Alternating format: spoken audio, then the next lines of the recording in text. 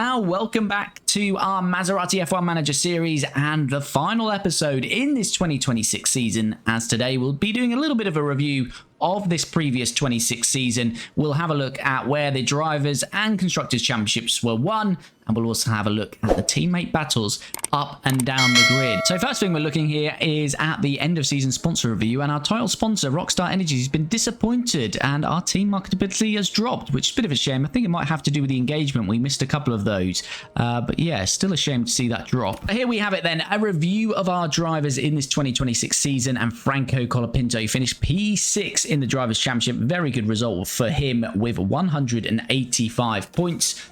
But Kimi Antonelli missed the first two races, don't forget, and he's achieved third place with 248 points. So a very good season from Kimi Antonelli. But we are very happy with this second in the Constructors' Championship, 433 points. Before the start of the season, we were hoping our sort of internal target, not what the game said us, we were hoping for fourth in the championship.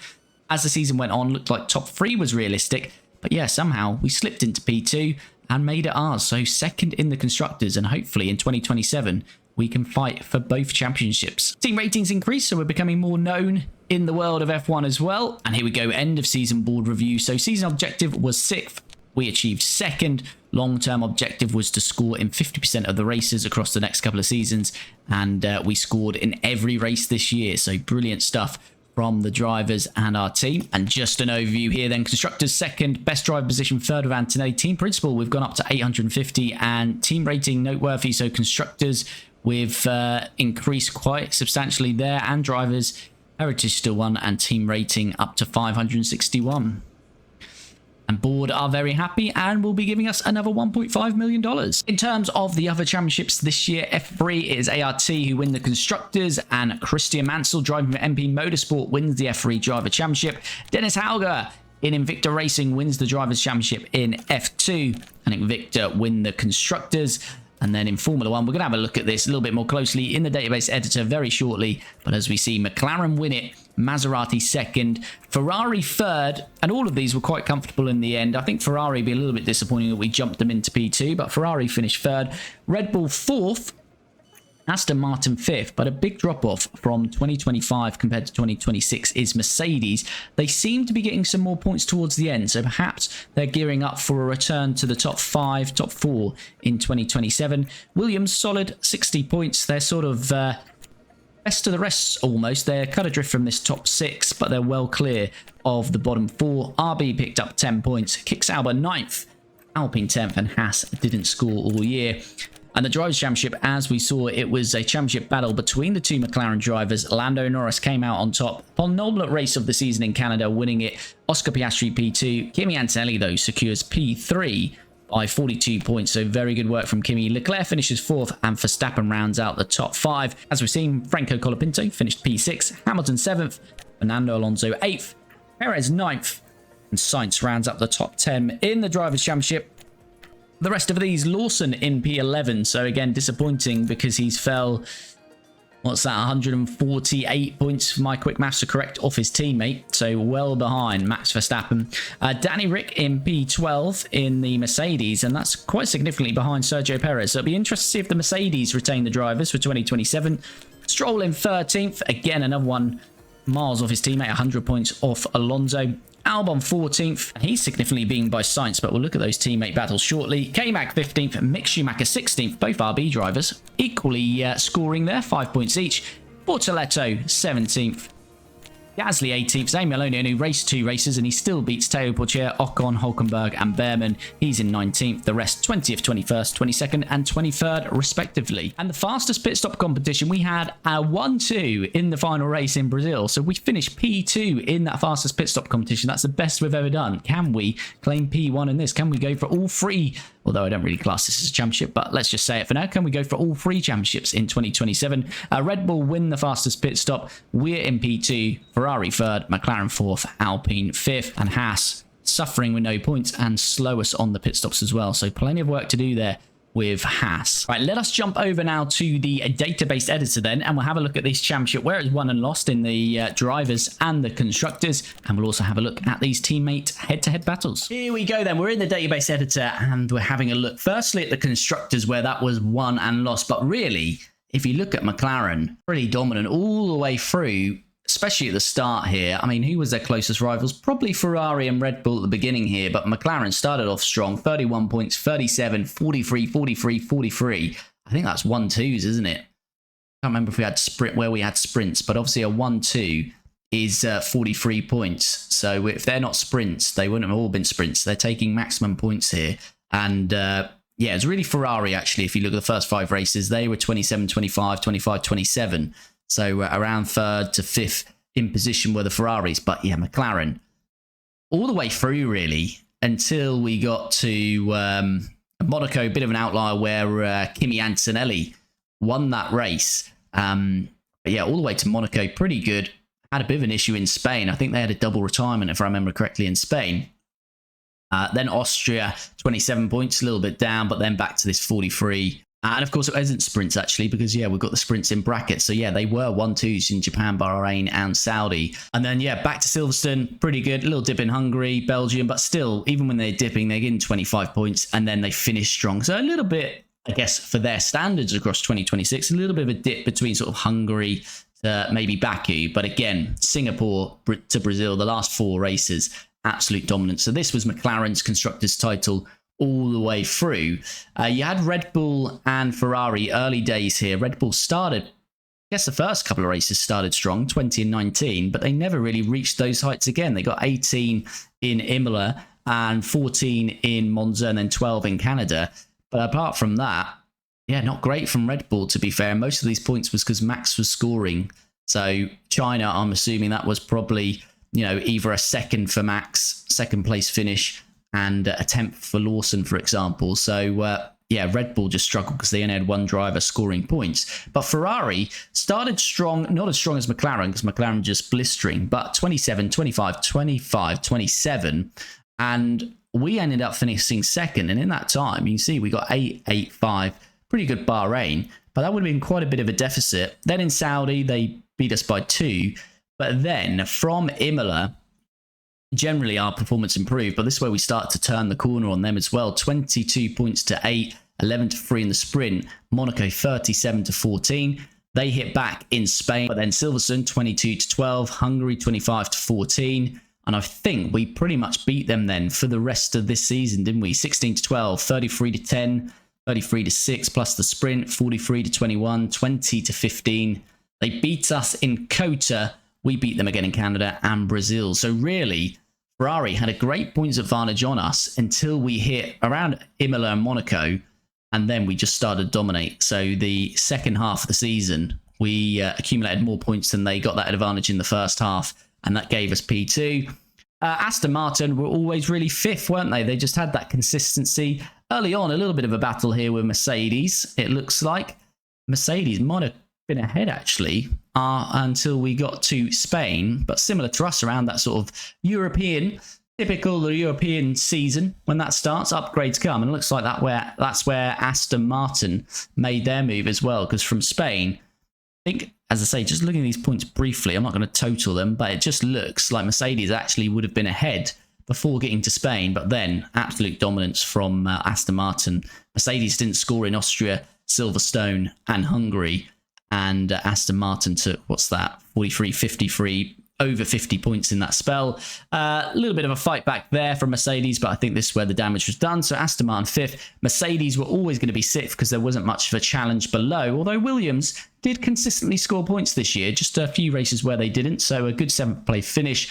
And then the last 4, not really much points, although we did notice RB had turned the corner at the end of the season. That can be seen here, picking up odd points near enough every other race. And then certainly when we got to the end where we saw that RB up in that top 10 a lot more, you can see here because they scored in the final 3 races of the season. So maybe RB making a move into 2027. We'll have to watch that. Kick Sauber, no points for most of the season, apart from a little spell here in Zandvoort and Monza. And then also Alpine got their one and only point in Monza, and Haas didn't score at all. Drivers' Championship. And we said those 1-2s in Japan, Bahrain, and Saudi for McLaren. And yeah, you can see them there. But look at this from Lando Norris. We remember that start now, actually, don't we? He won the first 5 races in a row. And that's essentially where he won the championship. Look at this. One in Australia, China, Japan, Bahrain, and in Jeddah. And that would have built, what, 7, 14, 21, 34, a 40-point gap he built in the first 5 races, and the final gap was 35 points. So that's where the damage was done, really, from Lando. Oscar had a little bit of fight back in Imola and Monaco. Both didn't finish in Spain. Really bad race there for Oscar, actually. 25 points, a win for Lando in Austria. Only 2 for Oscar Piastri, so that one hurt. And in Silverstone, kind of got back what happened in Austria and Hungary, did Oscar, with Lando not scoring. And then beat him in Spa, but again, he didn't finish in Zandvoort, where Lando won. But again, that favour was returned, where Lando didn't finish in Monza, and Piastri won. So to say, if we take out those first 5 races, this is all pretty much balanced all the way, really, until we get to the final 3 races, I'd say. But if you stripped out the last 5 races, then went to Canada, they'd probably be pretty close. But yeah, from Kota and Canada, Lando won the final 3 races. So it's really a good start and a good finish from Lando, and that's what won the championship. But you've got to say he deserves it. He got most wins there, didn't he, all season? How many wins is that? That's 5 from the first 5, 6, 7, 8, 9, 10, 11 wins out of 19. So you've got to say he did what he needed to do. Oscar Piastri was getting a lot of second places when his teammate was winning, but he needed to get those wins to be able to challenge for the title.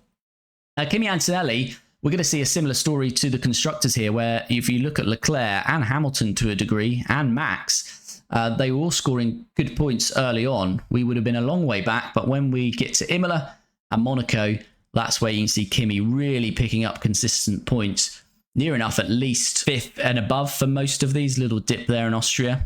I think the final 12 races here, Kimi Antonelli was on the podium in 8 of those, 7 or 8. So yeah, that final 2/3 of the season, that was really good work from Kimi. Got in P3.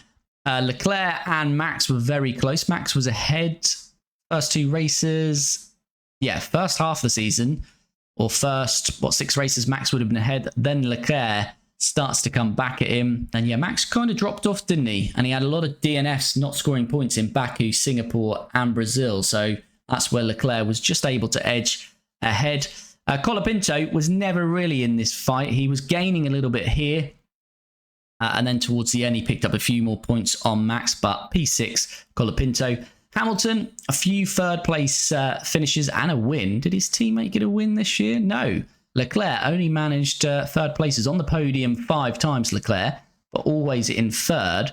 Hamilton did actually get 2 3rd places and a win, but he wasn't as consistent as Charles outside of that. Charles was always around that sort of 5th place finish, wasn't he? 5th to 6th. I know that's where Charles was, whereas Hamilton was a little bit lower down there, 7th and 8th, when he wasn't getting that win or podiums. Alonso, he was never really challenging Hamilton, but he's well clear of the rest. And then we can see the rest of the drivers on there as well. Okay, let's look at some teammate head-to-head battles. We normally look at the championship head-to-head battle, but it's the same thing here because it's 2 McLarens. So we'll start with that teammate battle. This is Lando Norris against Oscar Piastri. And actually, Lando led the championship the whole way through. Oscar Piastri never bridged the gap. He made that blistering start as we saw Lando. And yeah, as close as it got, it looks to be here, which was Singapore. Oscar got within 15 points. That is as close as it got. And yeah, it just starts to extend again. So yeah, Lando totally deserved this championship. Let's look at their statistics then. Lando, 11 to 8 on the races, 11 to 7 on qualifying. Don't know why one result is missing there, but there you go. What's the average pace difference? Very, very close. Just under 6/100 a second between them on race pace, and even less on qualifying, under 400ths of a second there, 4/100ths of a second. Points 365 to Lando, 330 to Oscar, 14 podiums to Lando, 13 to Oscar. But we saw in the championship, as we looked at it previously, this is what mattered for Lando. He got 11 wins, Oscar only 5. So Oscar kept in the podium second, mostly second, sometimes 3rd, but he needed to grab more wins. Couldn't do it. Put it on pole at half decent times. Lando 8 poles, Oscar Piastri 6, 2 DNFs for Lando, 1 for Oscar Piastri. So Lando comes out on that teammate battle, but a very close teammate battle and a very close championship. It was always Lando Norris's championship. All right, let's look at our 2 drivers then, and only a comparison across a 17 here because we had Zane Maloney in the car for the first 2, but Antonelli, out of those 17 races, he beat Franco Colapinto 12-5 in race trim and 9-8 in qualifying. So a lot closer in qualifying. Race pace, just under a 10.5 in favour of Kimi Antonelli. Qualifying, look at that, very close. Slight advantage to Franco Colapinto. So Colapinto's had good qualifying pace. A little bit of work to do on his race pace. 248 points for Kimi, 185 for Franco. 8 podiums for Kimi, 4 for Franco. 2 wins for Kimi, none for Franco Colapinto. So still looking for that full race win. But he didn't put it on pole. Franco did get a pole. Kimi didn't. And Franco had an extra DNF, which I believe was in Kota where he lost it. So, yeah, you have to say that Kimi Antonelli did the business on Franco, but I'm not too disappointed. The gap between them is close enough and no concerns on Franco as we head into 2027. Next on to the Ferrari boys, and is Lewis Hamilton in decline then? Because I think Lewis, I can't remember, we'll have to go back to the previous review video, but I think Lewis might have just edged it on Charles last year, but it was very close. But pretty much, I wouldn't say it's domination here. I wouldn't say it's domination, but it's certainly top heavy for Charles Leclerc. 14-5 in races, 13-6 on qualifying. 10.5 quicker race pace, 2 tenths quicker in qualifying. 206 points to 151. 5 podiums for Charles, 3 for Hamilton. Hamilton did nick a win though. Charles only got to the final step of the podium. Best result of 3rd. Charles did get a pole. Lewis, best quality result 2nd, and 1 DNF for Lewis. So that'll be a little bit of a concern for Lewis. As I say, I wouldn't say it's a demolition job, but very, very good work from Charles. Here we do have a demolition job. Max Verstappen, Liam Lawson, Red Bull teammates again. 14-5 to Max Verstappen on race pace. 16-3 in qualifying. The difference though, look at this. Average of over 0.6 of a second quicker for Max on race pace. And quality, that's surprising. Although he beat Lawson 16-3, the qualifying pace isn't too bad, just under a 10.5. But points, 189 to Max, only 41 for Red Bull. That's going to cost them, and it did cost them in the Constructors, and will continue to do so. 6 podiums to Max, 0 for Liam Lawson. No wins for Max Verstappen last year, though. Best place of 2nd. Liam Lawson didn't get any podiums, as we saw there, and his best place finish of 5th. Liam did get a pole, though, and Max got 2. 3 DNFs for Max, only 1 for Lawson. So, yeah, Red Bull might want to look at that 2nd seat again, but as we know in real life, it's a very hard job. It's a very hard task to match Max Verstappen. And now we jump over to the Mercedes, and this is actually quite surprising. Sergio Perez, 15-4, 13-6 on qualifying. You've got to say that's a bit dominant as well. Race pace, not too much in it, just over 2 tenths. And qualifying again, 2 tenths. So not too bad, but certainly a good advantage to Sergio there. He got 88 points. Ricciardo 32, 0 podiums each. Best race finish of 4 for each of them. Best quali, 2nd for Perez, 5th for Danny Rick. But yeah, Danny Rick returns to the grid and not the best of results. So again, will Mercedes look at that seat of Daniel Ricciardo for next year? We'll have to wait and see on that one. Okay, now we're into the Alpines, and we do have a bit of a demolition job in races, but it switches the other way in qualifying here. So Pierre Gasly over Teo Pourchaire, 16-3 in races, but then Teo goes 10-8 in qualifying. So Pierre Gasly's race pace, 3 tenths, just under 3 tenths quicker than Teo, but in qualifying, Teo is very close, though, 3 100s a second quicker than Gasly. So you'd like to say maybe it is a bit of a devilish job, but I don't think it is because the qualifying outweighs it, but it's certainly work for Teo to do in terms of race pace. Points, 1 point between them. That went to Gasly. None for Teo. No podiums. Best race finish, 10th for Pierre, 11th for Teo Pourchaire. Best quali, Teo 9th. Pierre Gasly 12th. But 5 DNFs for Teo Pourchaire. That might have played a part also in this race result. So, yeah, I'm not going to call that one a demolition job.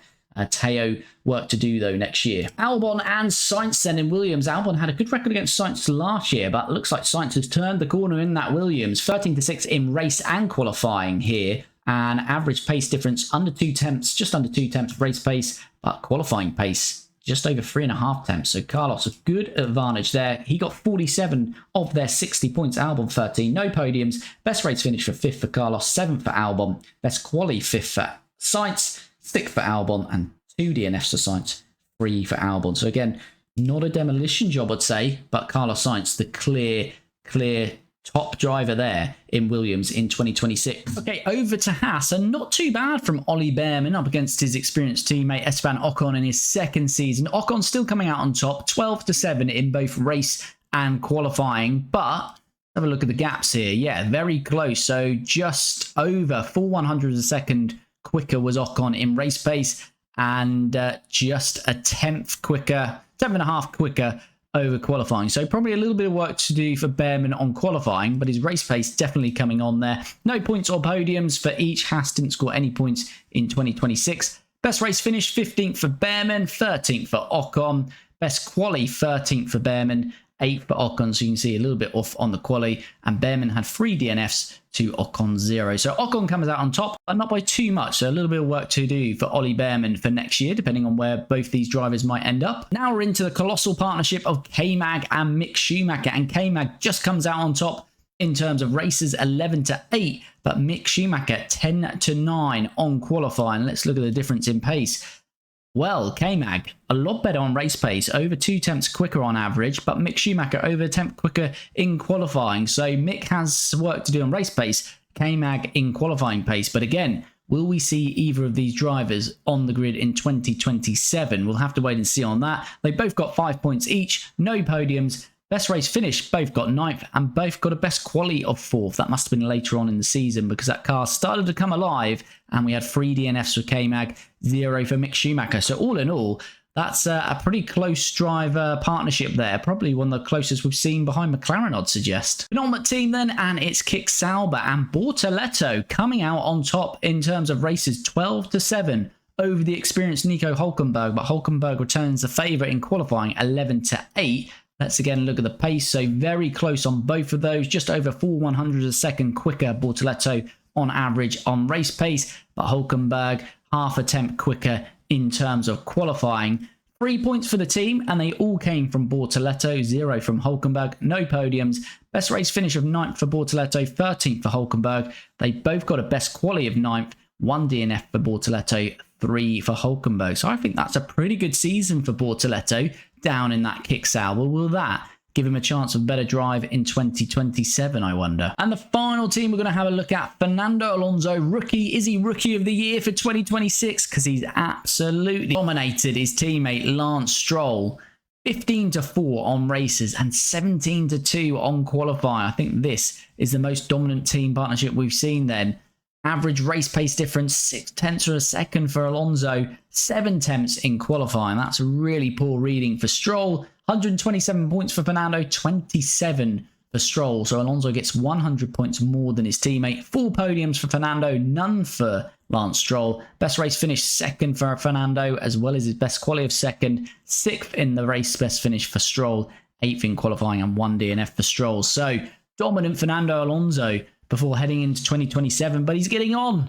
Although we call him a rookie, of course, he is getting very old now. What will he be in game? I don't know, 45, 46 maybe? So will he even be on the grid in 2027? We shall have to wait and see on that one. But we won't have to wait too long, because the very next episode in this series is going to be the 2027 season opener in Australia. And before we get underway with the race action, of course, we'll be looking at all the driver changes and the grid coming into 2027. So we'll see if there's going to be any significant changes. But before all of that, do let me know your thoughts on this 2026 season and this season review video in the comments. And if you're not already, do subscribe and please do like the video. But as I say, we're going to be back very soon with the next episode in this Maserati F1 Manager series as we start the 2027 season.